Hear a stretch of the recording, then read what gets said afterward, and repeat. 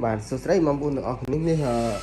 ខ្ញុំបង្ហាញពីរបៀប copy បាទការដូចជាអត្តសញ្ញាណប័ណ្ណបាទយើង copy ទៅលើกระดาษរាមបាទអញ្ចឹងបងប្អូនដែលគាត់ធ្លាប់បាទ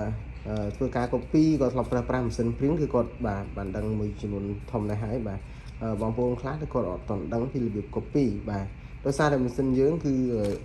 ពពួក TS បាទឬក៏ MG បាទឲ្យទៅពពួកមាន scanner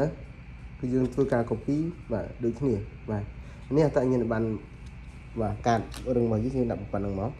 ឲ្យជាប់ជាមួយនឹងក្បាលឯកសារ ខ្នាត A4 បាទអញ្ចឹងយើងដាក់ឲ្យត្រង់មួយមកបាទយើងតម្លាក់មកយើង copy វាឲ្យចេញបាទមួយស្លឹកសិនទៅជួ option copy អញ្ចឹងយើងចាំបាន color យកត្រង់សខ្មៅយកលើមក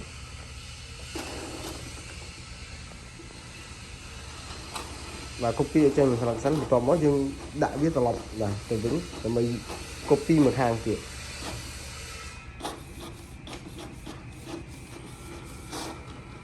បាទអូខេអានេះគឺយើងមកមួយស្លឹកហើយបាទអញ្ចឹងយើងចង់ឲ្យវាមានមួយខាងទៀតអញ្ចឹងយើងតតែដាក់ឯកសារនេះត្រឡប់ទៅសារថ្មីបាទអញ្ចឹងយើងដកមក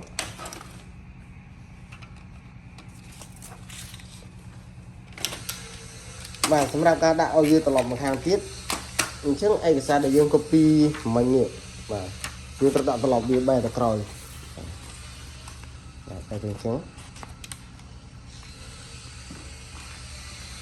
តោះមកយើងដាក់វាចូលបន្តទៀតបាទដើម្បីត្រឡប់ឯកសារពីលើ scanner ម្ដងបាទនេះឯកសាររបស់យើងត្រឡប់មកបាទយើងដាក់មកខាងទៀត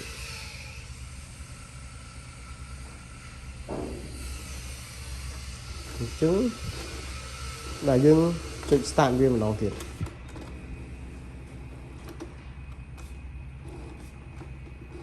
បាទនេះសម្រាប់របៀប copy បាទទៅលើកាត់រឹងដូចជាអត្តសញ្ញាណប័ណ្ណបងខ្លះគាត់ធ្លាប់ប្រើប្រាស់បាទប្រភេទម៉ាស៊ីន print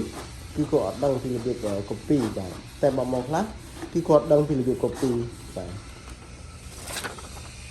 បាទនេះសម្រាប់ឯកសាររបស់យើងគឺវាមកបែបហ្នឹងឯងបាទត្រឡប់សងខាងអញ្ចឹងមកតែអានេះដោយសារតែខ្ញុំដាក់វាអត់ស្មើក្បាលរបស់វាបាទយើងអត់បានគូសចំណាំក្បាលឯកសាររបស់យើងអញ្ចឹងការ copy ហើយយើងអាច scan ចូលនៅក្នុង Word បាទទៅក្នុង computer PDF ហ្នឹងយើងអាចទៅសេបាទដូចជាឯកសារផ្សេងៗនៅកន្លែងខាងក្រោមនេះបាទបន្តទៀតបានយើងថែមពាក្យផ្សេងមកអញ្ចឹងសម្រាប់ឯកសារ